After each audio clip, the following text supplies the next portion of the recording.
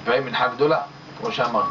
או נגיד למשל, כל אלה של אברכים שיושבים ועוסקים בתורה, אם אתה תעשה להם מנחה בשקיעה, זה יגרום ביטול תורה. למה? נגיד, הם לומדים מ-9 עד 1, אחר כך לומדים מ-3 עד 6. תעשה להם מנחה באמצע, יפסיק את כל הרצף של הלימוד. אדם נכנס ללימוד, באמצע תעצור אותו אחרי שעה וחצי, לך תתפעל מנחה, או פעם תחזור, זה גורם לביטול תורה. במקרים כאלה, אנחנו סומכים על הרבה פוסקים שאומרים שאפשר להתפעל מנחה גדולה. או אדם שרגיל לאכול לחם בארוחת צהריים. הרבה אנשים לא אוכלים לחם בארוחת צהריים. הגמרא אומרת, אני בבלי טיפשאה, דאכלי נהמה בנהמה. זה הבבלים הטיפשים שהיו אוכלים לחם עם לחם. כלומר, כמו שאתה אוכל לחם עם מטריות. מטריות זה דבר שהוא משביע. מה אתה אוכל לחם עם מטריות? אתה אוכל לחם עם אורז, זה דבר שהוא משביע. אז לכן זה בדרך כלל ארוחת צהריים. אדם אוכל נגיד עוף עם אורז, עוף עם קוסקוס, אוכל משהו שמשביע, אוכל תפוחי אדמה, שבע, חזק וברוך. אתה לא אוכל לחם. אבל אם אדם אוכל לחם, רעב אוכל לחם, אז יש עדיפות להתפעל מנחה קודם. יש בזה אומנם מחלוקת, אבל יש מעדיפים בכתחילה להתפעל מנחה קודם. אז זה יש לו סיבה להתפעל מנחה גדולה. אבל סתם אדם בלי שום סיבה. סתם, מה העניין להתפעל מנחה גדולה? בכתחילה כותב מרן בשולחן ערוך, שזמן של מנחה, אם מתפלל מ6 שעות וחצי, יצא. מה זה יצא? יצא זה לשון דעבד, ולכתחילה צריך להתפעל מנחה קטנה. משעה 9 שעות וחצי, כמו שאמרנו. משעה 3:30 בצהריים, זה בשעות שהן שוות. נגיד עכשיו, בחורף, אז בערך מנחה קטנה יוצא ב2:30, 2:15. זה זמן מנחה קטנה. אז אם אדם יתפעל בשעות האלה, יש לו אפשרות, זה עדיף מאשר להתפעל מנחה גדולה מוקדם יותר. אז זה שאמרנו עכשיו, מנחה גדולה ומנחה קטנה. לכן לגבי ערב שבת, אדם שרוצה בערב שבת לעשות מלאכה, רשאי לעשות מלאכה עד זמן מנחה קטנה. מנחה קטנה, כמו שאמרנו, יסתכל בלוח, כתוב, היום בערך 2:15, עד אז מותר לו לעבוד. אפילו מלאכות ממש. הוא נגר, חשמלאי, קבלן, רוצה לבנות בניינים. מותר לו להמשיך לעבוד עד זמן מנחה קטנה. אבל אחרי זמן מנחה קטנה, אסור לעבוד, לא יראה בזה סימן ברכה. יש אומנם אומרים שהאיסור של המלאכה זה עד מנחה גדולה. עד היום בערך 12. עד אז מותר לעבוד, אחרי זה אסור לעבוד. אבל אנחנו קיבלנו הוראות מרן. דעת מרן השולחן ערוך לא ככה. לפי מרן השולחן ערוך, מותר להמשיך לעבוד עד זמן מנחה קטנה. לכן אם אדם רוצה לעבוד, כמו שאמרתי, מלאכת אומן, בעל מקצוע, עובד, חייט, נגר, חשמלאי, רשאי להמשיך לעבוד עד זמן מנחה קטנה, אבל לא אחרי. כל זה רבותיי, מלאכת קבע, אבל אם זה מלאכת אדיוט, כלומר דבר שהוא עראי, כמו למשל תופר כפתור. אפילו אדם שהוא לא חייט, הוא יודע לתפור כפתור. אז כשהוא תופר כפתור, מותר לתפור, אפילו לא לצורך השבת. נגיד למשל, אדם רוצה לגייס בגדים. אין לו זמן כל השבוע. הוא רוצה עכשיו בערב שבת, בשעה 3, לגייס כל מיני חולצות לשבוע הבא. לגייס חולצות, זה לא מלאכת אומן. כל אחד, כל בית בדרך כלל יודעים לגייס חולצות. לא צריך בזה מלאכת אומן ממש. אז אם יש לו צורך בדבר הזה, אז רשאי לגייס את החולצות גם בערב שבת, אם יש לו צורך. או כמו שאמרתי, לתפור כפתור, או לכבס בגדים. אדם רוצה לכבס בגדים. מותר לכבס בערב שבת. למה? זה מלאכת אדיוט. מה זה מלאכת אומן? צריך ללמוד איזה עבודה. כל אחד שיודע להפעיל מכונה, אז מסבירים לו, ואחד שלא יודע להפעיל מכונה, זה לא נקרא שזה מלאכת אומן. תלמד אותו איך מפעילים מכונה, אז הוא ידע. זה לא כזה סיפור. זה לא מלאכה שצריך באומן, בעל מקצוע, ללמוד את הדבר הזה כל כך. כל אישה בעלת בית יודעת לקחת את הבגדים, לשים בכביסה, ללחוץ על תוכנית כזאת וכזאת, וזה יהיה, המכונה תפעל. לכן מותר לכבס בגדים, גם כן בערב שבת, מותר, אפילו אחרי מנחה קטנה. זה שאני אומר, אפילו אחרי מנחה קטנה מותר. למה? כיוון שזה מלאכת אדיוט. אז מלאכת אדיוט מותר. דיברנו לגבי צאת שבת, מלאכה בצאת שבת. מלאכה בצאת שבת? מה? זה גם משהו ש... מה מלאכה בצאת שבת עכשיו? לא, אני שואל, דיברנו על יש ברכה, אין ברכה. מלאכה בצאת שבת אין שום איסור. אין איסור לעשות מלאכה בצאת השבת. אין בזה איסור. יש בזה ברכה? יש ברכה ויש הכל, רק היום ברוך השם יש לנו לוויין. לוויין ברוך השם שאדם בא לשמוע דברי אלוקים חיים, פסקיו של מרן עליו השלום. אז מה יש לעשות מוצאי שבת? לשבת עכשיו לעשות מלאכות מוצאי שבת? לא צריך. שם אדם יעסוק בתורה. לא ניתנו שבתות וימים טובים אלא לעסוק בתורה. אז אדם צריך להשתדל. בפרט שאדם ברוך השם אוכל ושותה ויושן בשבת. עכשיו יצאת השבת, ב5:30 כבר יצא שבת לפני אפילו. מה יש לעשות? לא חבל על הזמן. שב ועסק בתורה, יש לו ילדים, שב ילמד איתם, יחזור איתם על הלימודים שלהם. גם זה, שב יפתח ספר, ילמד, שנן, כל מיני הלכות, כל מיני דברי אגדה, פרשת שבוע, שב ועסק בתורה, יום ראשון ילך לעבודה. מלאכה שהיא צורך השבת, מלאכה שהיא לצורך השבת, אפילו מלאכת אומן מותר, כגון למשל, אדם נהיה לו קצר בבית. עכשיו מה יש? את כל הבית שלו חושך, זה קשה מאוד. הנה היו עכשיו בשלג האחרון שהיה עכשיו בירושלים. ממש אנשים שם, היו הרבה אנשים בצער גדול. אנחנו חושבים שלג, נהנים מזה. נהנים מזה שזה ככה, משהו קצר, אבל שזה כל כך נמשך כמה ימים, וגובה כזה גדול. היו הרבה אנשים, משפחה אחת אמר לי, אברך, 11-12 ילדים, מיום שישי בבוקר לא היה להם חשמל, עד יום ראשון אחרי צהריים. מה זה? זה ממש גלות. איך אדם יכול כל השבת, שישי, שבת, ראשון, ילדים קטנים, תינוקים בגיל שנה, חצי שנה, בלי חשמל, קור בבית, חושך. אז זה ממש דברים שהיו בתים שגם בלי מים, היו ממש נתקעו, ממש היה ממש קשה מאוד. זה לא פשוט השלג, זה לא כל כך כזה נחמד. זה נחמד, להצטלם ליד זה, לראות את זה בתמונות, זה נחמד. אבל לחיות את זה ולגור שם, זה לא פשוט בכלל. אז לכן, צריך לדעת, אדם עכשיו מסכן נתקע ערב שבת, שעה 4 אחרי הצהריים, פתאום קצר. יש לו שכן חשמלאי, יודע לבוא לתקן, וצריך מלאכת אומן. או שהוא בעצמו יודע לתקן, אבל זה מלאכת אומן. מותר לו לתקן. למה? זה לצורך השבת. גם ניכר שזה לצורך השבת, בשביל מה אדם צריך את החשמל? יש לו פלטה שהתקלקלה עכשיו, לפני שבת. זה לצורך השבת, הוא רוצה לשים תבשילים, עכשיו התקלקל לו. אז מה יעשה? מותר לתקן את הפלטה בערב שבת. למה? זה לצורך השבת. כל דבר שהוא לצורך השבת, או להסתפר. להסתפר מותר, הספר מותר לפתוח את המספרה שלו, אפילו עד שעות מאוחרות. אבל בתנאי כמובן שיש זמן לעצמו, להתארגן לשבת, לא ייכנס, יעשה כסף, ויבוא לשבת בלחץ. זה לא טוב. לפעמים אתה רואה אנשים באים בערב שבת, ככה, בחזרה של מנחה, וכל זה, זה לא טוב הדברים האלה. כשאתה ספר, אתה צריך לאחר את התפילה, אין דבר כזה. מותר לך לעבוד, מותר לך. אבל אתה צריך להתארגן לשבת, בנחת, לקבל את השבת, בשלווה, ברוגע, לא בלחץ ובהלה כל הזמן. לכן חשוב גם הדברים שמותר, אדם יעשה את זה במינון הנכון, או אדם שיש לו חנות של פיצוחים, עוגות, זה דברים שצריך השבת, מותר למכור, אין בעיה. אבל תשאיר זמן לעצמך, לא עד הרגע האחרון, עד 4:15 יפתח את החנות, 4:15 ילך להתקלח. כל זה אדם צריך חכם, עיניו בראשו. אם יש לו שותף, אז אין בעיה, נגיד השותף הולך מתארגן לשבת, בא מחליף אותו אחר כך. אז יעשו בצורה שאפשר, אבל נשים לב שיהיה להם זמן להתארגן לצורך השבת. אז זה שאמרנו, מלאכה של אומן, של בעל מקצוע, שמותר לעשות אותה בערב שבת, דווקא כשהיא לצורך השבת, כמו פלטה, כמו קצר, כיוצא בזה. אבל מלאכת אומן אחרת סתם, אסור לעשות את זה. נגיד למשל, לבנות סוכה, לכבוד חג הסוכות. יוצא כיפור ביום חמישי, עכשיו בשבת, יום ראשון בערב כבר חג הסוכות. אסור לבנות סוכה ביום שישי, אחרי מנחה קטנה. למה? זה מלאכת אומן, מלאכה של בנייה ממש, אדם בונה, זה מלאכה ממש. אסור לעשות את זה, אפילו שכל אחד יודע. אז מה? אבל זה נקרא מלאכת אומן ממש, שאין בה צורך השבת. לקחת את הקרשים ולהדק פה ולקשור פה ולקדוח מפה ושם, זה נקרא מלאכה ממש של בנייה. אז זה אסור בערב שבת. אלא אם כן בערב חג הסוכות. ערב חג סוכות ממש מותר.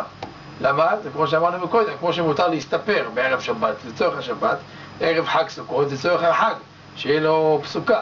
אם לא, איך ישב בסוכה בחג? בלי סוכה, איפה הוא ישב? צריך לבנות סוכה.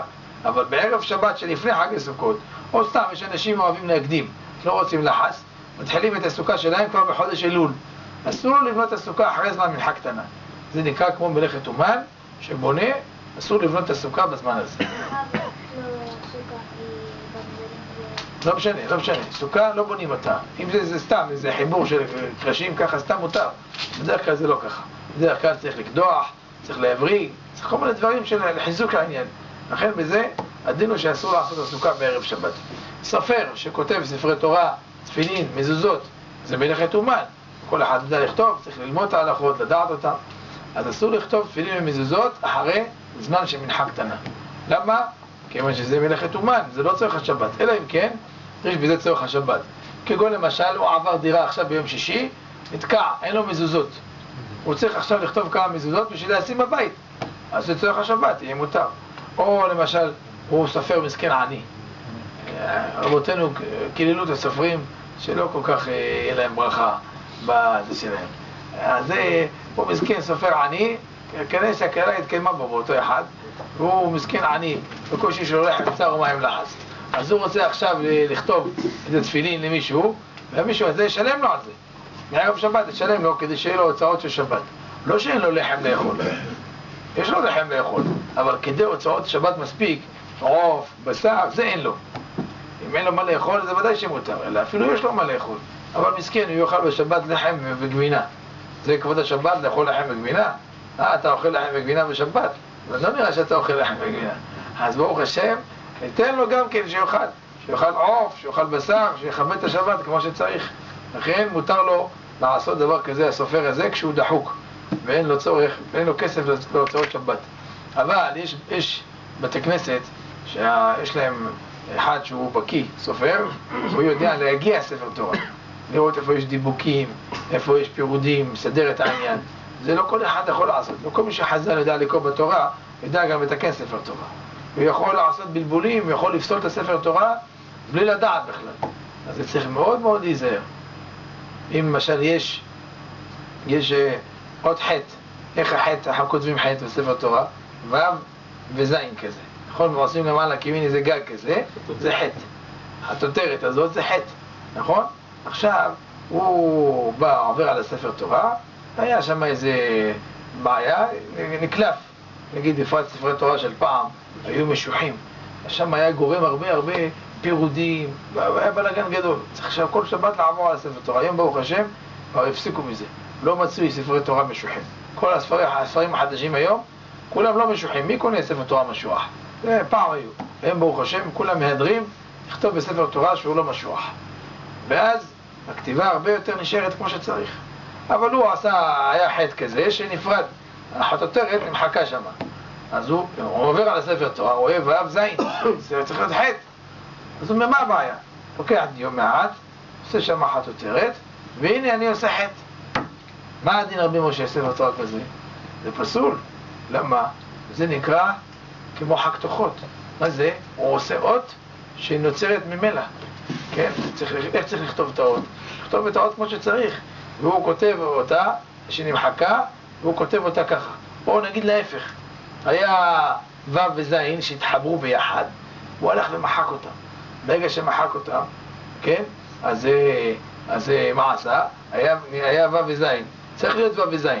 ובטעות זה התחבר יחד. והוא מחק את החיבור הזה, אז זה נהיה חקתוחות עכשיו, כן? למה? הוא יצר ו' וזין ממילא. הוא לא עשה ו' וזין כמו שצריך. היה פה חטא, והוא מחק את החטוטרת הזאת, קיבל ו' וזין. אז זה דבר כזה פסול. כן, הקודם זה לא פסול. אבל במקרה הזה זה פסול באמת. למה? הוא יצר את האות ממילא. היה ו' וזין, התחבר ביחד, אז זה כבר חטא. עכשיו הוא מוחק את הגג של החטא, מקבל ו' וזין. אז זה לא כתיבה כמו שצריך. מקטן ולא מחקק. כן? לכן, במקרה כזה צריך אדם להיזהר. שיש סופר שהוא בקיא ויודע בהלכות, יכול לתת לו ספר תורה להגיע. אבל אם הוא לא בקיא בהלכות, אז הוא יכול רק לפסול. לכן צריך מאוד להיזהר. זה ספרי תורה שמשוחים, צריך להגיע אותם. אז כל ערב שבת בא הסופר ומגיע את פרשת השבוע, כדי שלא יהיה מכשול בספר תורה. האם מותר להגיע בערב שבת או לא? הוא בא ואומר, מה אני אבוא בבוקר? אין לי זמן ביום שישי בבוקר. אני אתקלח, אתארגן, שעה 4 מתחילים מנחה, שעה 3 אני אבוא, יעבור על כל הפרשה. שעה 3 זה כבר אחרי מנחה קטנה. מה הדין? בחורף. מה הדין? מותר. למה? זה לא מלאכת אומן, ממש. נכון שהוא אומן בקיא בהלכה, אבל להגיע את הספר תורה זה מלאכת ערי. וגם אם זה היה מלאכת אומן, היית קורא לזה, זה צורך השבת, זה צורך פרשת השבוע. אז אפילו אם זה נקרא מלאכת אומן, היה מותר, כמה שיש בזה צורך השבת לאותה פרשה. מותר ומצווה לכתוב חידושי תורה כל היום, בין ביד בין במחשב.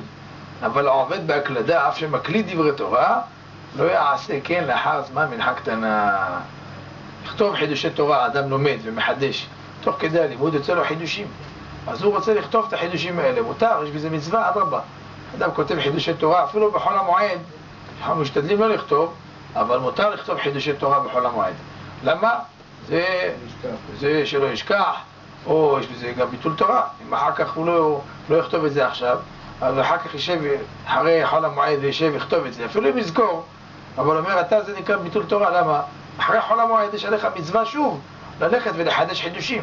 אז החידושים שחידשת בחול המועד יכלת כבר לכתוב אותם ולא כתבת אותם. עכשיו בזמן הזה שאחרי חול המועד, במקום שתשב ותלמד שוב את עוד עניינים אחרים ותחדש עוד חידושים, אתה חוזר על החידושים שכבר חידשת לפני כן.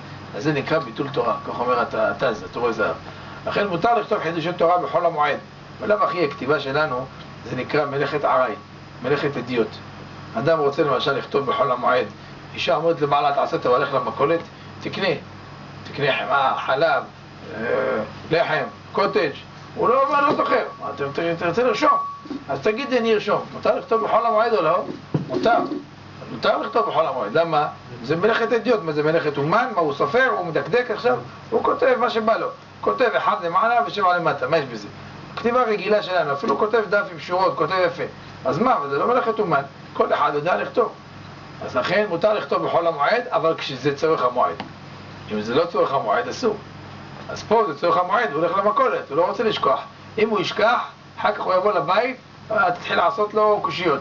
למה לא קנית את זה? למה לא קנית גבינה צהובה? למה לא? בשביל מה אני אכנס לקשטויות האלה? תכתוב, כמו בן אדם, תכתוב, מותר לכתוב בחול המועד. מלאכת אדיוט, הכתיבה שלנו זה כתיבה של אדיוט, מותר לכתוב בחול המועד. לכתוב ספר תורה, תפילין וזוזות בחול המועד, זה ודאי שאסור. אבל אם זה, כמו שאמרתי, מלאכת אדיוט, כמו להגיע ספר תורה בחול המועד. הוא רוצה להגיע בחול המועד בשביל היום טוב, בשביל הקריאה של חול המועד, מותר. למה זה מלאכת אדיוט? אז זה מותר. לכן גם בערב שבת, אם אדם רוצה לכתוב, בערב שבת יותר קל מחול המועד, אם אדם רוצה לכתוב בשעה 3-4 עד מנחה שהוא הולך, רוצה לכתוב חידושי תורה, מותר, בין ביד בין מחשב. מחשב זה גם לא נקרא מלאכת אומן, מותר, אין בזה שום איסור. אבל אם אדם שהוא עובד בהקלדה, עובד, זה מקליד, כל מיני, יש אברך שמוציא ספר חידושי תורה, והוא כתב את זה בכתב יד, והוא מקליד לו את הכל, מעביר את זה למחשב. אז זה כבר מלאכה, זה לא סתם מלאכת אדיוט, זה מלאכה של אומן שיודע להקליד כמו שצריך, לעמד, כל הדברים האלה. אז זה אסור לעשות אחרי מלאכה קטנה. זה לא בטוח שהוא לומד. אם אדם לומד, תוך כדי יוצא לו חידושים ודברים כאלה, זה מותר. אבל אם הוא לא לומד, הוא הולך מקליד, זה בתור עבודה. יש גם נשים, לא מבינות כלום מה הן קוראות, אבל הן מעתיקות וכותבות לאחד שמחבר ספר. אז זה נקרא, מלאכת ההקלדה הזאת, זה מלאכת אומן, ואסור לעשות אותה אחרי זמן מלאכה קטנה. פשוט וברור שאסור להזכיר מונית ליהודי מחלל שבת שיסיע בה אנשים בשבת, שהרי זה מסייע בדרי עוברי עבירה.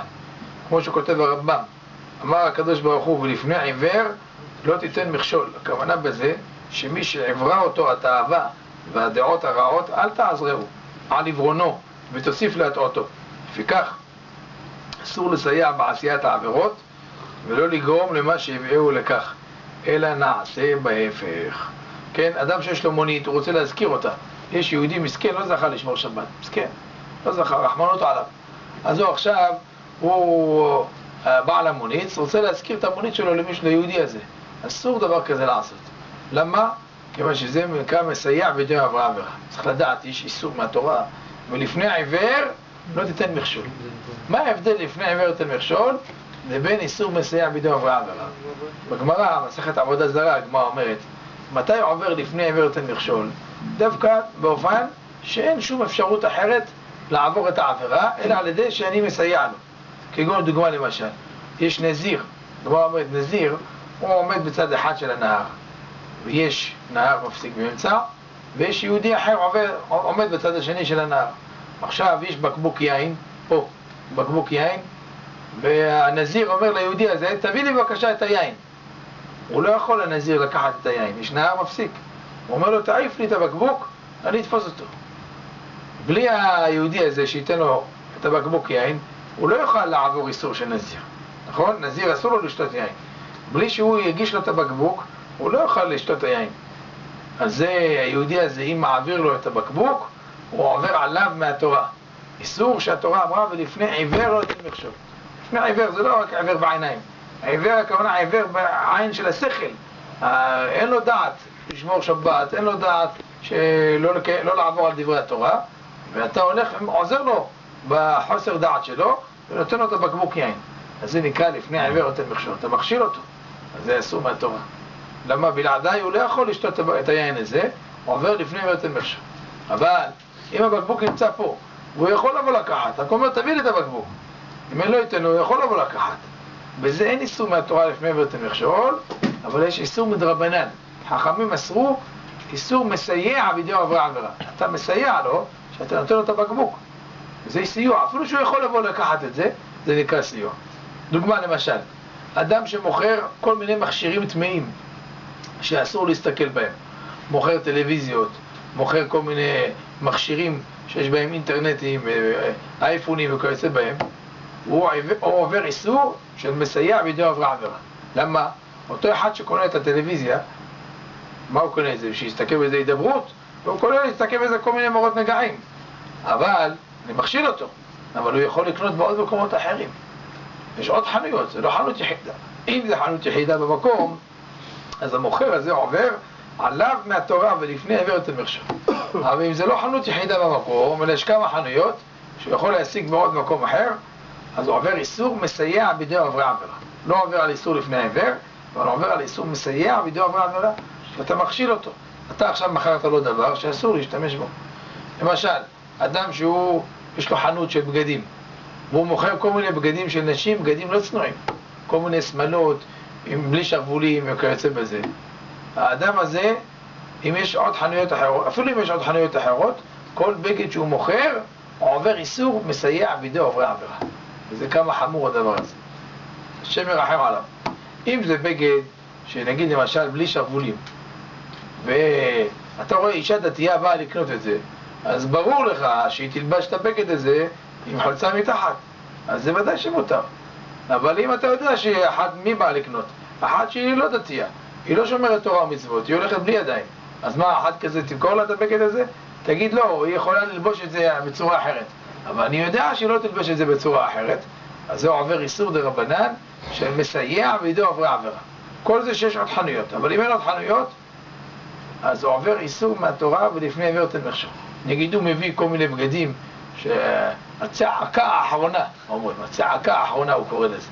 הצעקה האחרונה רק הוא מביא. שאר החנויות אין להם את הצעקות האחרונות האלו. אז הוא, הצעקה האחרונה הזה, הוא עובר על איסור לפני עיוור נותן מכשול. למה? כי את הבגדים שהוא מביא, אז הוא לא ישיגו במקום אחר. אז לכן הוא עובר איסור דאורייתא. כמו שאכל חזיר, אותו דבר רבותיי. צריך אדם להיזהר רבותיי, מי שיש לו חנות, מוכר כל מיני דברים לא טובים, כל מיני מכשירים לא טובים, או מוכר דברים בלי הכשרים, או מוכר, אני יודע מה, כל מיני מכשירים כאלו, צריך אדם לדעת, ייתן את הדין רבותיי על כל איסור ואיסור שאותו אדם נכשל בעבורו. לא יחשוב, מה, אני מוכר טפים, מוכר מחשבים, מוכר דברים, אז אני מוכר גם דרך אגב כל מיני דברים כאלה. לא, אדם צריך להיזהר. כל מיני דברים שהתורה אסרה אותם, אסור לו לאדם להיות מסייע. לכן, נחזור לעניין שלנו, גם האיש הזה, שהוא נהג מונית, והוא רוצה עכשיו להזכיר את המונית שלו למישהו אחר, תזכיר לו אותה מיום שישי עד אחרי שבת. עובר איסור של מסייע בידי עוברי עבירה. למה? לפני העיוור הוא לא עובר, כי יש עוד אנשים שיכול להשיג מהם את המונית. ואתה עובר על איסור מסייע, אתה מכשיל את היהודי הזה, שהוא ייסע בשבת בגללך, אז זה עובר איסור, מסייע בידי עוברי עבירה. פשוט וברור שאסור לסוכן נסיעות למכור כרטיסים כשהטיסה היא בשבת, ואפילו אם הטיסה מתחילה ביום חמישי או שישי והמטוס ינחת קודם כניסת השבת, אך לא יספיקו להגיע לביתם קודם השבת, לא ימכור להם כרטיסים, כשהוא מסייע בידי עוברי עבירה. מולם, אם יש סיכוי סביר שיספיקו להגיע לביתם ברכב קודם השבת, מותר למכור להם כרטיסי טיסה. אדם שהוא סוכן נסיעות, מוכר כרטיסים לחוץ לארץ, מפרסם בכל מיני מקומות שיקנו ממנו, לבריאות, אין בעיה. אבל אם אתה מוכר כרטיסים לאנשים יהודים שהם ייסעו חס ושלום בשבת, אתה גם כן עובר איסור מסייע בידי עוברי עבירה. או מוכר להם כרטיסי טיסה, שאתה יודע שהם יגיעו בחזרה לארץ סמוך לשבת מאוד, והם לא יספיקו להגיע לבית שלהם. נגיד למשל, הם יגיעו לשדה התעופה בשעה 3:30, אבל הם גרים באילת. עד שיגיעו לאילת כבר יהיה שבת כבר, אז אפשר, אסור דבר כזה. או אפילו גרים באילת, גרים, אני יודע מה, בכרמיאל, יש להם משם לפחות איזה שעה וחצי נסיעה, עד שהם יגיעו שעה 5, קבוצת הכוכבים, שבת. אז זה צריך להיזהר, הדברים האלה עובר איסור של מסייע בידי עוברי עבירה. אבל אם נגיד למשל, הם גרים בירושלים, כן, הם גרים בירושלים, והוא עושה חשבון, 3:30, אם יקחו ישר מונית, יכולים להגיע 4:15, יגיעו לירושלים. בשדה התעופה יכולים להגיע 4:10, 4:15, יגיעו לירושלים. אז מותר לקרוא להם כרטיסים. למה יש להם אפשרות להגיע? אני כבר לא חייב לדאוג אחר כך מעשה. יש להם אפשרות להגיע ל4:15, אז אפשר למכור לו כרטיס. אבל עוד פעם, אם הוא רואה שהוא קצת בעייתי, לא נורא לו שהוא יזדרז כל כך, עדיף לאחד כזה לא למכור לו את הכרטיס. כיוון שאתה יודע שהוא יחייל שבת. אבל אם אני מזהיר אותו, אומר לו, תשמע, אתה בא לך, תעשה טובה, אתה אל תכשיל אותי. מבקש ממך, אתה מגיע 3:30, מיד. מונית, אומר לי, בטח, מה יש לי לעשות פה בשדה התעופה? אני בורח, מהר, הולך אף מהר לשבת לבית. אז זה יכול לסמוך עליו ולמכור לו את הכרטיסים. מכונה שמניחים בה מטבעות, ובאופן אוטומטי יוצא ממנה מאכל או משקה. מותר להשאירה פועלת בשבת בשכונה של גויים. וטוב שהתכוון שלא לזכות בכסף עד צאת השבת. זה היום מצוי הרבה, יש כל מיני מכונות של מיני מאכל, ממתקים, ביסלי, במבה, עוגות, שתייה וכיוצא בזה. אז הוא רוצה עכשיו, יש לו מכונה כזאת, ושתישאר פועלת בשבת. אם זה שכונה של אנשים יהודים, לא כדאי להשאיר אותה פועלת בשבת. אנשים יהודים באים, קונים מזה אחר כך בשבת, כל מיני ילדים, נערים, חילוניים, אתה מכשיל אותם, בשביל מה? אבל אם זה שכונה של גויים, יש לו בעיר העתיקה כמה מכונות כאלה, הוא שם שם. עוברים גויים, קונים. אז מה יש בזה? אין בזה איסור. אבל למה אני עושה משהו בשבת, הכל נעשה מאליו, אני לא עושה כלום. נכון שאני קונה את הכסף הזה בשבת, יש לנו הנחה, חסרו של אדם קונה לו, אפילו שלא מדעתו. מה פירוש? אדם למשל שאוהב את חברו, נגיד ראובן אוהב את שמעון, הוא רוצה לתת לו איזה מתנה, אבל שמעון לא רוצה לקבל מתנות ממנו, שונא מתנות יחיה. ראובן רוצה לתת לו, מה עושה? ראובן לוקח איזה מעטפה, שם שם נגיד איזה $200-300, שם שם, זורק בחצר, במרפסת של שמעון. שמעון קם בבוקר, רואה מעטפה עם דולרים, לא יודע מי הביא לו את זה, שמח, תודה רבה, חזק וברוך. זה ברגע שהוא זרק את המעטפה לחברו, חברו קנה את המעטפה הזאת. אפילו חברו עכשיו 2 בלילה, חברו יושן, שנת ישרים. הוא לא יודע בכלום. לא חלם אפילו שיבוא לו כסף. אבל עכשיו פתאום קם בבוקר, רואה את זה. בשעה 2 בלילה שהוא זרק, כבר הכסף נהיה שלו. למה? חצרו של אדם קונה לו, אפילו שלא מדעתו. אפילו נגיד למשל דוגמה, ראובן נתן לשמעון את המתנה, זרק לו. שמעון עדיין לא פתח את החצר בלילה בבוקר, לא ראה את זה. בבוקר, שמעון בא, אמר לראובן איזה מילה, הרגיז אותו. ראובן אומר, מה? זה לא מתבייש, אני נתתי לו מתנה אתמול בלילה, ככה הוא מתנהג איתי, לא מגיע לו מתנה. הוא רוצה ללכת, בלי, שמעון עדיין לא יודע, הוא רוצה ללכת לחצר של שמעון, לקפוץ מהגדר, לקחת את המעטפה וללכת. לא מגיע לו. אפשר דבר כזה? לא, לא רשאי. למה? חצרו של אדם קונה לו. זהו, בשעה 2 בלילה זה כבר נהיה שלו, אתה לא יכול לקחת לו את זה. הוא הרגיז אותך, תשתה מים קרים, אין מה לעשות. אבל אתה תיקח את זה, תיקח לו את זה, זה יקרא גנב. אם הוא לוקח לו, הוא נקרא גנב, רבותיי.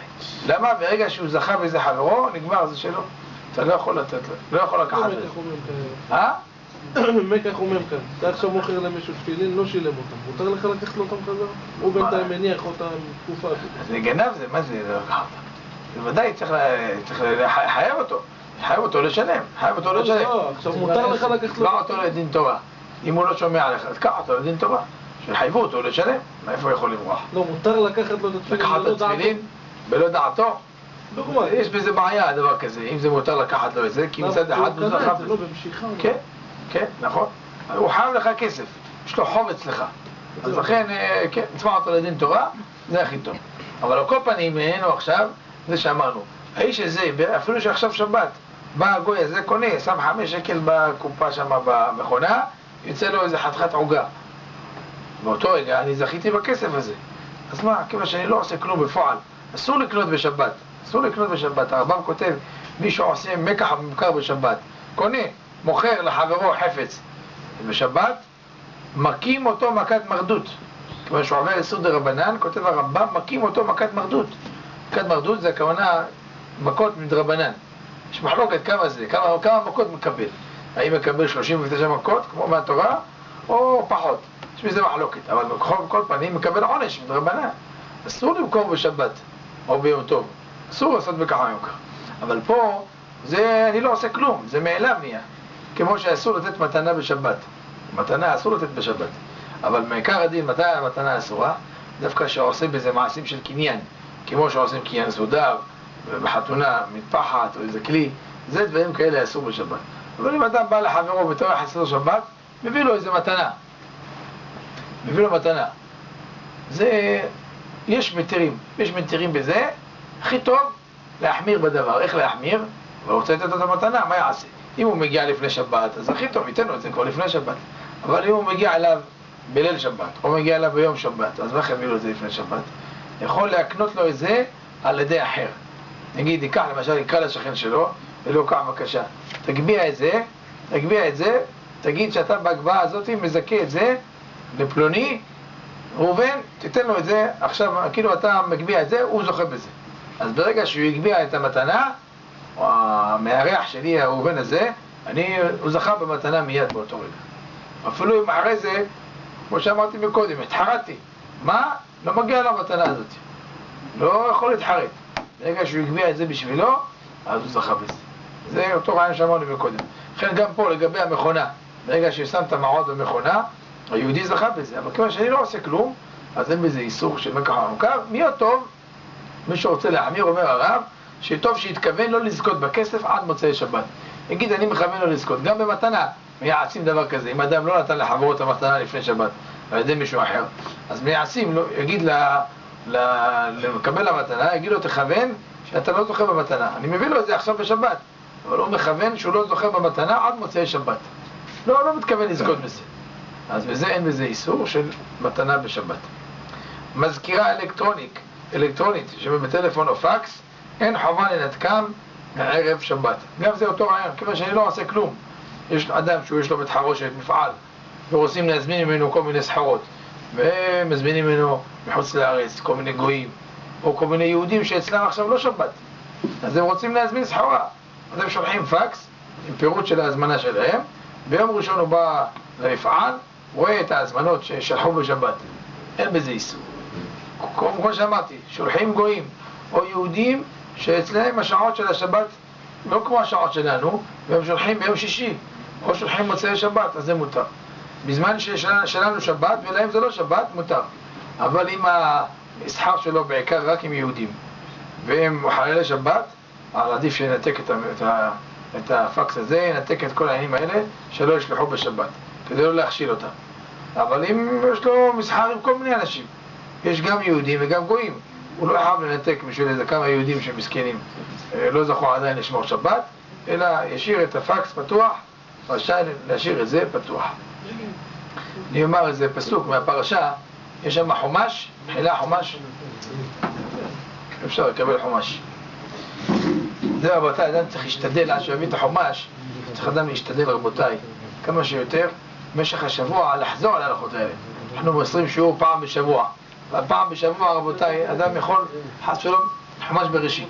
אדם יכול במשך הזמן לשכוח את זה. אז זה חשוב שכל אחד יהיה לו את החוברת. שומע כנפו? שכל אחד יהיה לו את החוברת הזאת בבית, כדי שילמד, ישנן את ההלכות. אם אדם פעם בשבוע הבא, שמע את ההלכות פעם אחת, חזק וברוך. ואנחנו מלאכים, יש לנו שכחה, בני אדם אנחנו. לכן חשוב מאוד רבותיי, שאדם ישנן את ההלכות האלו. אפילו מי שיכול בבית עם בני ביתו, או בשולחן שבת. כמה אנחנו מספיקים בשבוע? 2 עמודים פחות או יותר. בשולחן שבת, יקרא להם כל סעודה, 2-3 הלכות, ככה זה חשוב מאוד. הוא גם חוזר על הדברים, זוכר אותם יותר. גם מזכה את בני ביתו, שבני ביתו ישבו וילמדו תורה, ידעו הלכות שבת. אם אדם לא ילמד הלכות שבת, אומר רבי נתן איפשיץ, אם לא ילמד הלכות שבת 3 פעמים, מובטח לו שייכשל. גם איסורי דאורייתא וגם איסורי דרבנן. לכן מאוד חשוב שאדם משנן את ההלכות האלו, כדי שיזכור אותם. נאמר איזה פסוק מהפרשה שקראנו השבת. יעקב אבינו היה חולה, מודיעים ליוסף, אפרים, בנו של יוסף הצדיק, שהיה עוסק בתורה תמיד אצל יעקב אבינו, מודיע לאבא שלו מודיע לאבא שלו שהסבא חולה, ואז יוסף הצדיק לוקח את שני בניו עמו, מנשה ואפרים, כדי שיעקב אבינו יברך אותם. כתוב בפסוק ככה: ויקח יוסף את שניהם, את אפרים בימינו משמאל ישראל, ואת מנשה בשמאלו ממין ישראל, ויגש אליו. וישלח ישראל את ימינו, וישת על ראש אפרים והוא הצעיר, ואת שמאלו על ראש מנשה, סיכל את ידיו כמנשה הבכור. יוסף בא מול יעקב אבינו, מביא לו את מנשה בימין ואת אפרים בשמאל, ויעקב אבינו יושב והוא הופך את הידיים שלו בכוונה ושם את הימין על ראש אפרים ואת שמאלו על ראש מנשה. תורה אומרת, בכוונה עשה את זה. וירא יוסף כי האשית אביו יד ימינו על ראש אפרים, וירע בעיניו. יוסף הצדיק לא מצא חן בעיניו. ויתמוך יד אביו להסיר אותם על ראש אפרים, על ראש מנשה, בא להזיז את הידיים. ויאמר יוסף אל אביו, לא כן אבי, כי זה הבכור, שים ימינך על ראשו. וימאן אביו. יעקב אבינו מתעקש. ויאמר ידעתי בני ידעתי. גם הוא בהתחלה חשב יוסף, והתורה אמרה לפני כן, בעיני ישראל כבדו מזוקן, לא יוכל לראות. אז הוא לא ראה, אז חשב אולי הוא לא רואה, אז הוא לא חשב שזה מנשה בשמאל, אז לכן שינה את הידיים. אומר לו אבא, כי זה הבכור, שים ימינך על ראשו. וימאן אביו, ויאמר ידעתי בני ידעתי, גם הוא ילעם וגם הוא יגדל, ואולם אחיו הקטון יגדל ממנו וזרעו יהיה מלוא הגויים. ויברכם ביום ההוא לאמור, בך יברך ישראל, ישמח אלוהים כאפרים וכמנשה, ויעזם את אפרים לפני מנשה. אומר רש"י, בך יברך ישראל, הבא לברך את בניו יברכם בברכתם, ויאמר איש לבנו, ישמח אלוהים כאפרים וכמנשה. יעקב אבינו אומר, אני מנחיל עכשיו ברכה לדורות עולם, כל עם ישראל, כשיבואו לברך את הילדים שלהם בשבת, בחול, יגידו ישמח אלוהים כאפרים וכמנשה. כאפרים ואחר כך מנשה. באמת הפסוקים האלה, רבותיי, צריך להבין אותם. מה הוויכוח של יעקב אבינו ויוסף? מה נפקא מינה, רבותיי? אצלי באים הילדים בשבת לברך אותם. לפעמים איזה דוחף, רוצה לפני זה. אז מה? אז בוא אתה קודם. יש כל כך נפקא מינה, שהוא קטן יותר, נקדים אותו, הוא רוצה להיות ראשון. שיהיה ראשון, מה יש? פלק אותו. הוא קטן, לא מבין הרבה, תן לו שיהיה ראשון. הוא חושב עכשיו יהיה ראשון, יקבל ברכה יותר גדולה. אז מה? תן לו. למה פה יעקב אבינו מדקדק, יוסף הצדיק, רוצה דווקא ימין ושמאל, ויעקב אבינו אומר לא, זה אפרים, זה ימין, מנשה השמאל. מה הוויכוח? רבותינו אומרים, בגמרא, מסכת ברכות דף ל"ה, הגמרא אומרת, איך ההנהגה של האדם צריכה להיות בעולם הזה? מה ההנהגה של האדם? יש בזה מחלוקת. רבי ישמעאל אומר, הנהג בהם מנהג דרך ארץ. צריך להנהיג מנהג דרך ארץ. מה מנהג דרך ארץ? אדם צריך לעבוד, כדי שיהיה לו כדי מחייתו לאכול, ושאר היום יעסוק בתורה. כמו שהמשנה אומרת, מסכת אבות, שמאי אומר, עשה תורתך קבע. תורה קבע, אבל מלאכתך תהיה עראי. מלאכה עראי, אבל תורה קבע. שאר היום יעסוק בתורה. כמו שכותב הרמב"ם. כותב הרמב"ם איך ההנהגה של בעל בית צריכה להיות, 3 שעות ביום יעבוד, ו9 שעות ילמד. כך כותב הרמב"ם. היום הלוואי שיעשו הפוך. שהוא עובד 9 שעות עובדים, אבל 3 שעות ללמוד, לא כולם מסכנים זוכים. אבל כך כותב הרמב"ם, כך ההנהגה של אדם, 3 שעות יעבוד, כדי שיהיה לו לאכול. מה צריך לעבוד? כדי שיהיה עשיר, כדי שיהיה לו וילה, תעבוד שיהיה לך מה לאכול ולשתות ביישוב הדעת, חזק וברוך, שאר היום תעסוק בתורה. זה כותב הרמב"ם. זה דעת רבי ישמעאל. רבי שמעון בר יוחאי אומר, אם אדם חורש בשעת חרישה, וזורע בשעת זריעה, ודש בשעת דישה, וזורע בשעת הרוח, אז תורה מטעה עליה. אומר רבי ישמעאל, רבי שמעון אומר, תמיד יש מה לעשות, לעבוד, תמיד תחפש מה לעבוד, תמצא. אז מתי תלמד תורה? תורה את מטעה עליה. לכן אומר רבי שמעון בר יוחאי, אין דבר כזה. כל היום אדם צריך לעסוק בתורה, רק תורה ורק תורה. איך אדם מתפרנס? מתפרנס? כתוב בתורה, בנביא, ועמדו זרים ורעו צאנכם. עם ישראל, יהיו כל מיני זרים גויים, הם ירעו את הצאן שלנו, יחרשו את השדות שלנו, יקצרו אותם, יסדרו את הכל. אבל כתוב בתורה, ואספת דגניך, ותירושך, ויצריך, צריך לאסוף. לא אומר רבי שמעון בר יוחאי, זה לא ברכה, זה כללה זה. זה מתי שלא עושים רצונו של מקום, אז אין אפשרות לקחת פועלים גבוהים, אז האדם מסכן היהודי צריך ללכת לטרוח, לחרוש, לזרוע, לקצור, אין ברירה, ספתא דגניך, תירושך, יצריך, אבל כשעושים רצונו של מקום, השתבח שם הקדוש ברוך הוא, ועמדו זרים וראו צריך. זה אומר רבי שמעון בר יוחאי. נסכם את הגמרא, אמר רביי, הרבה עשו כרבי ישמעאל ועלתה בידם. כרבי שמעון בר יוחאי ולא עלתה בידם. הרבה עשו כשיטת רבי ישמעאל, לשלב תורה ועבודה יחד, עבדו כמה שעות ביום, ושאר היום עסקו בתורה. הצליחו, גם בפרנסה, גם בתורה. והרבה עשו כרבי שמעון בר יוחאי, ללמוד תורה כל היום, ולא עלתה בידם. לא הצליחו. עכשיו, לפי זה מה יוצא רבותיי? שהשיטה של מי יותר טובה? של רבי ישמעאל או רבי שמעון בר יוחאי? של רבי ישמעאל, נכון? אז למה לא ראינו בשום מקום בתלמוד או בזוהר הקדוש שרבי שמעון בר יוחאי חזר בו? למה לא חזר בו? אתה רואה שהשיטה שלך לא הולכת טוב. הרבה עשו כרבי ישמעאל ועלתה בידם, והרבה עשו כרבי שמעון בר יוחאי לא עלתה בידם. אתה רואה שהשיטה הזאת לא פועלת טוב, אז למה רבי שמעון בר יוחאי לא חזר בו? הוא רואה, השיטה לא הולכת, נגיד טוב, חוזר בי, שיטה של רבי ישמעאל יותר טובה. למה לא עשה ככה רבי שמעון בר יוחאי? אין לו בעיה לחזור בו, אז למה לא חזר בו?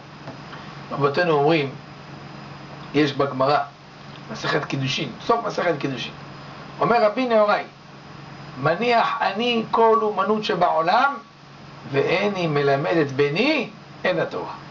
כל אומנות שבעולם, שום דבר לא מעניין אותי. רק תורה ורק תורה ורק תורה. יפה מאוד. מצד שני, הגמרא אומרת מסכת עירובין, מי זה רבי נהוראי? זה רבי מאיר.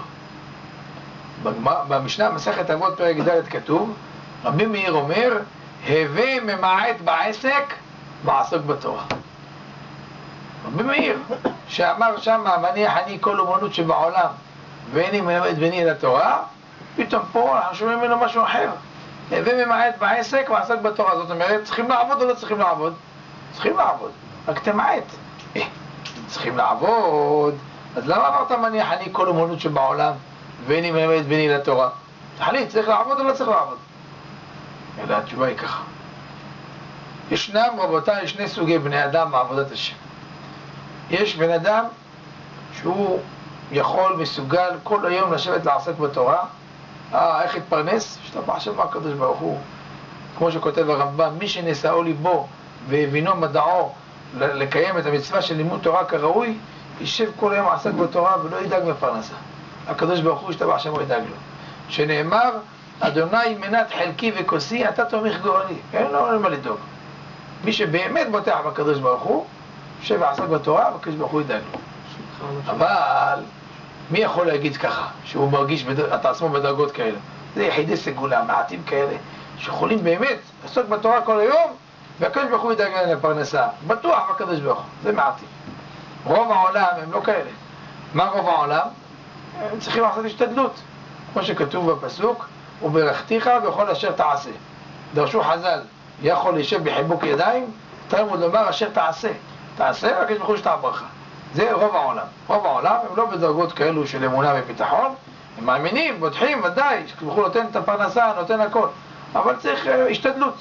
אז הוא עושה את ההשתדלות, והקדוש ברוך הוא ישתבח שם עוזר לו. זה ההבדל רבותיי בשני הדברים של רבי מאיר. רבי מאיר במסכת קידושין מה אמר? מניח אני כל אומנויות שבעולם, ואיני מלמד בני לתורה. מה אמר רבי מאיר? מניח אני, יפה מאוד. מניח אני, מה זה אני? אני מכיר את עצמי שאני בדרגת אמונה, ביטחון בקדוש ברוך הוא גבוהה. אני יכול להרשות לעצמי להניח כל אומנות שבעולם ולא ללמד בני אל התורה. למה? אני יודע שאני יכול לעבוד בזה. אבל במסכת אבות רבי מאיר מדבר עם שאר בני אדם. הווה ממעט בעסק. מדבר על שאר בני אדם, לא אומר אני ממעט בעסק. שאר בני אדם, עליהם אומר רבי מאיר, הווה ממעט בעסק ועסוק בתורה. אתה לא בדרגה כזאת גבוהה. תעשה השתדלות, אבל דרבלק, תמעט, לא כל היום תעשה עבודה. 8 שעות עובד, בקושי חצי שעה לומד. לא, תמעט בעסק, שעיקר עסקך יהיה בתורה. זה ההבדל בין רבי מאיר של מסכת אבות לרבי מאיר מסכת קידושין. לפי זה רבותיי, יושבת הקושייה מרבי שמעון בר יוחאי. רבי ישמעאל אומר, אדוני, מה רוב העולם? רוב העולם הם בדרגות כאלו גבוהות? לא, רוב העולם הם עמך ישראל, צריכים השתדלות בפרנסה. לכן אומר רבי ישמעאל, הנהג בהם מנהג די חרס, תן להם לזרוע, לחרוש, לקצור, שער היום יעסקו בתורה. זה שיטת רבי ישמעאל. אבל אומר רבי שמעון בר יוחאי, אם אתה תיתן להם דבר כזה, חורש בשעת חרישה, וזורע בשעת זריעה, וקוצר בשעת... אז כן, תורה מטה עליה. מה פירוש תורה מטה עליה? אומר רבי שמעון בר יוחאי, אם אדם מראש יחנך את בניו על שיטה כזאת של שילוב של תורה ועבודה יחד, תלמידי החכמים לעולם לא יצא מהם. הלוואי שאדם שעוסק בתורה כל היום יהיה תלמיד חכם. כל שכן אחד שהוא חצי יום לומד, חצי יום עובד, איך יהיה תלמיד חכם? איפה יהיה תלמיד חכם? מתי יהיה לו זמן להיות תלמיד חכם בכלל? צריך שכדי להיות תלמיד חכם, צריך שהמוח שלו יהיה שקוע באמת בעסק התורה. שישב וילמד וינצל כל רגע על עסק התורה. לכן אומר רבי שמעון בר יוחאי, אם אנחנו ניקח את השיטה של רבי ישמעאל ונחנך בה את הילדים שלנו, תורה מטה עליה. תיפסק חס ושלום התורה מישראל, לא יהיו תלמידי חכמים. כדי שיהיו תלמידי חכמים, מה אנחנו חייבים לעשות רבותיי? אומר רבי שמעון בר יוחאי, לחנך את הילדים עד הסוף. רק תורה. אדוני, אין עבודה. אתה רק עוסק בתורה. מקטנות, להכניס בו חשק, שאיפות. אתה תהיה תלמיד חכם, תהיה גדול הדור. רק תעסק בתורה. והיה עכשיו, הוא גדל. אם הוא, ברוך השם, מסוגל לזה, ואתה רואה שהוא בדרגות האלה, אדרבה, תמשיך אותו עוד. אבל אם הוא כבר גדל, ואתה רואה בגיל 16, 17, לא יכול לשבת על הכיסא. יש לו קוצים. מדלג על הערים וקפץ על הגבעות. אז מה יעשה? טוב, אז בכלל עוד יש שיטה שנייה של רבי ישמעאל. אבל מראש, לחנך את הילדים על השיטה של רבי ישמעאל, אומר רבי שמעון בר יוחאי, חס ושלום. זה ודאי. תלמידי החכמים לא יצאנו בשיטה הזאת. זה הוויכוח רבותיי בין יעקב אבינו ליוסף הצדיק. מי היו מנשה ואפרים? אפרים, תלמיד חכם, כל יום עוסק בתורה אצל הסבא. אבל מנשה היה גם הוא תלמיד חכם. יוסף הצדיק לא סתם, חינך אותו לתורה, ודאי. אבל היה כמה שעות מהיום, מהזמן שלו עם אבא שלו. המליץ בינותם בין השבטים לבין יוסף הצדיק לפני שהתוועדה עליהם יוסף, היה מנשה. הוא היה המתרגם שלו, הוא היה עוזר לו במשרד. מנשה היה בגדר של שילוב של תורה ועבודה יחד. אפרים היה בגדר של רק תורה. יוסף הצדיק טען, אבא, כי זה הבכור. מה זה הבכור? רוב עם ישראל מה הם? מנשה או אפרים? רוב עם ישראל מה הם? מנשה. הם לא אפרים. רוב עם ישראל צריכים את השילוב של תורה ועבודה יחד. אז אבא, זה הבכור, זה רוב עם ישראל, שם את היד על ימין על ראשו. ושמאלו, מעטים שהם אפרים, זה הראש אפרים מהשמאל. הוא אומר לו, יעקב, וימהל אביו. ויאמר, ידעתי בני ידעתי, זה גם שיטה. ואולם, אחיו הקטון יגדל ממנו. אם אתה רוצה בן תלמיד חכם אמיתי, לא ככה מדלג, אלא אמיתי באמת, בלי פשרות. אדוני, עד הסוף. אפרים, רק אפרים. אם אחר כך לא נהיה אפרים, טוב, גדל, אתה רואה שהוא לא אפרים, טוב, תן לו שיהיה עסקן, שיעבוד קצת, שיהיה לו פרנסה. אבל אפרים זה הדבר הראשון. לכן אומר יעקב אבינו, ויברכם, בך יברך ישראל לאמור, ושמחה אלוהים כאפרים וכמנשה. כשאדם יברך את בניו ויגיד לו, הלו, שתר בלק, קודם כל אפרים, אני רוצה שתהיה אפרים. אם לא זכה, טוב, אז זה כמנשה גם כן. אבל אפרים, זה אנחנו לומדים פה רבותיי, כמה אדם צריך להשתדל לחנך את בניו, אך ורק כמה שיותר, שאיפות, להכניס בהם, בקטנות. אני רוצה שתהיה תלמיד חכם, תהיה גדול הדור, ולא רק יגיד אני רוצה ודיבורים בעלמא. יראה לו באמת, יראה לו, אבא, תראה איך החשיבות שלי שאתה עוסק בתורה. אתה סיימת מסכת? כך. סיים מסכת, נתן לך כך וכך. תשמיע לי משניות, פרק כזה וכזה, נתן לך כך וכך. דרבן את הילד שלו. השם יזכה את כולנו לראות בנים ובני בנים, עסקים בתורה, מיראת שמיים תורה, אמן ואמן. רבי חנניה בן עקשיא מייצג נפוץ הלכות ישראל, נרבה בפרשות שנאמר, אדוני חפץ למען צדקו, יגדיל תורה ויאדיר. אמן.